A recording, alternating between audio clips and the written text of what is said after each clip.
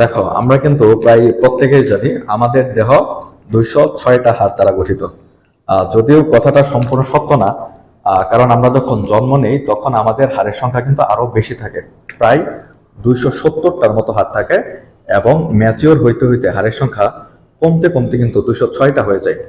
তো একজন biology student হিসেবে আমাদের 206টা হাড় কোথায় অবস্থান করতেছে এগুলা কিন্তু অবশ্যই জানা প্রয়োজন। তো আমরা আজকে খুব সহজভাবে দেখে নেব যে আমাদের 206টা হাড় কোথায়, কতগুলো হাড় অবস্থান করতেছে। 206টা হাড়ের হিসাব আজকে থেকে তুমি যে কাউকে খুব সহজেই দিতে পারবা। তো প্রথম আমরা দেখি আমাদের যে কঙ্কালটা আছে বা স্কেলেটনটা আছে, এই কঙ্কালকে আমরা প্রথমে দুই ভাগে ভাগ করে নিব। দুইটা ভাগে ভাগ করে নিছি।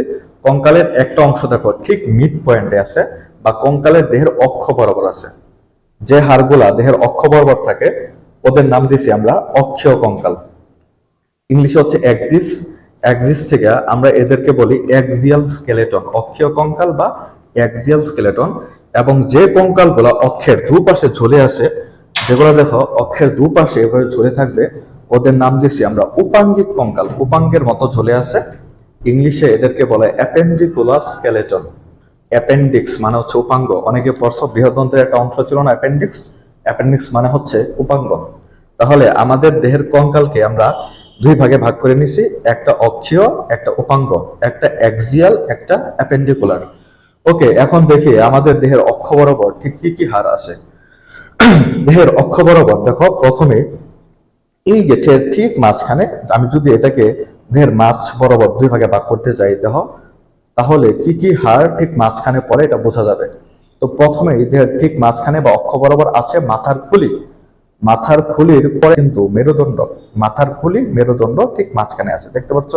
মেরুদণ্ডের পরে এই যে এখানে, এটা হচ্ছে বক্ষপিঞ্জর। বক্ষপিঞ্জরও কিন্তু ঠিক মাঝখানে আছে। মাথার খুলি, মেরুদণ্ড এবং বক্ষপিঞ্জর, এরা হচ্ছে অক্ষীয় কঙ্কাল। মাথার খুলি, মেরুদণ্ড এবং বক্ষপিঞ্জর, এই অক্ষীয় কঙ্কালে টোটাল হাড় আছে 80টা। তাহলে অক্ষীয় কঙ্কালে যদি 80টা হাড় থাকে, একটু সহজ হিসাব করো, উপাঙ্গিক কঙ্কালে অবশ্যই হাড়ের সংখ্যা হবে 126টা, কারণ 80 এবং 126 যোগ করলে হবে 206টা। আমরা প্রথমে অক্ষীয় কঙ্কালের টোটাল 80টা হাড়ের হিসাব দেব তোমাদেরকে, এবং পরবর্তীতে উপাঙ্গিক কঙ্কালের 126টা হাড়ের হিসাব দেব। তাহলে প্রথমে অক্ষীয় দিয়ে শুরু করি। অক্ষ বরাবর যে প্রথম অংশটা, সেটা হচ্ছে মাথার খুলি। আমাদের মাথার খুলিতে টোটাল হাড়ের সংখ্যা 29টা। এটা মাথায় নিয়েও যে 29টা। আর পরবর্তী যে মেরুদণ্ড আছে, মেরুদণ্ডে হাড়ের সংখ্যা পরিণত বয়সে 26টা। জন্মের সময় 33টা থাকে, এবং পরবর্তীতে 26টা হয়ে যায়, কিছু কমে যায়, ফিউজ হয়ে যায়, কিছু হাড় একসাথে জোড়া লেগে যায়, এই কারণে সেটা কমে যায়। আচ্ছা, আমরা বলতেছিলাম যে জন্মের সময় 270টা থাকে এবং পরবর্তীতে 206টা হয়ে যায়। একইভাবে আমাদের মেরুদণ্ডে হচ্ছে জন্মের সময় 33টা হাড় থাকে এবং পরবর্তীতে 26টা হয়ে যায়, কারণ কিছু হাড় একটার সাথে একটা ফিউজড হয়ে যায়, জোড়া লেগে যায়। ওকে, তো মেরুদণ্ডে 26টা হাড়, মাথার খুলিতে আছে 29টা হাড়।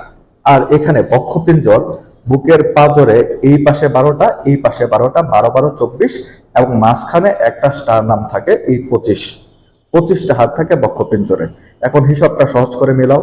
এই বক্ষপিঞ্জরে 25, মেরুদণ্ডে 26, মাথার খুলিতে 29, 25 26 29, 25 এবং 26 একসাথে করলে হচ্ছে 51, এবং এখানে 29টা হাড় আছে, একসাথে করলে হচ্ছে 80। তাহলে আমাদের অক্ষীয় কঙ্কাল কতটা বলতো?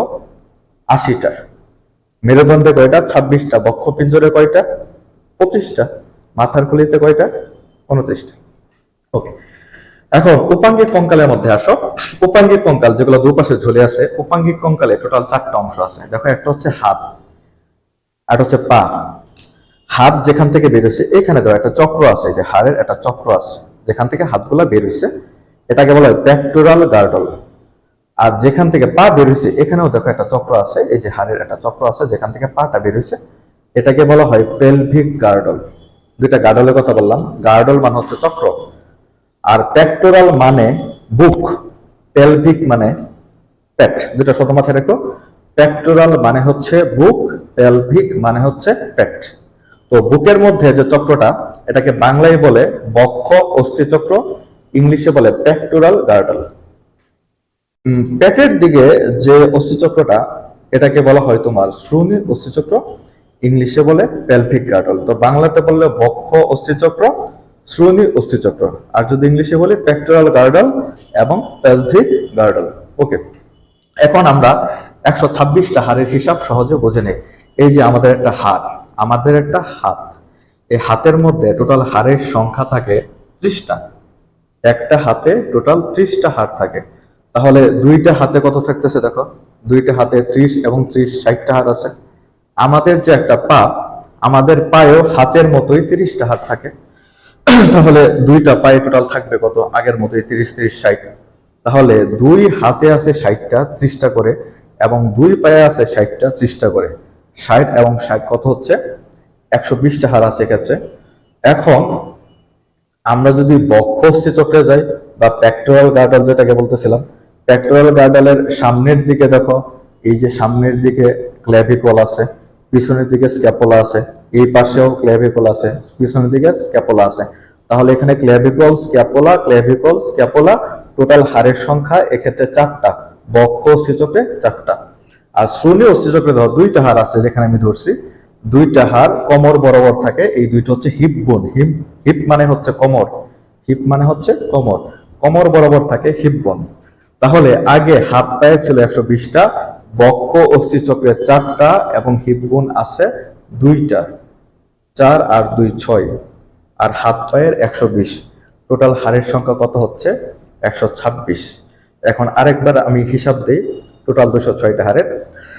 আমাদের অক্ষ বরাবর 80, উপাঙ্গিক বরাবর 126, অক্ষের মধ্যে বক্ষপিঞ্জরে 25, মেরুদণ্ডে 26, করটিতে 29, 25 26 29 80, হাতে 30 30 60, পায়ে 30 30 60। তাহলে হাত পা 60 60 120, বক্ষ অস্থিচক্রে 4টা 124, শ্রোণী অস্থিচক্রে 2টা 126।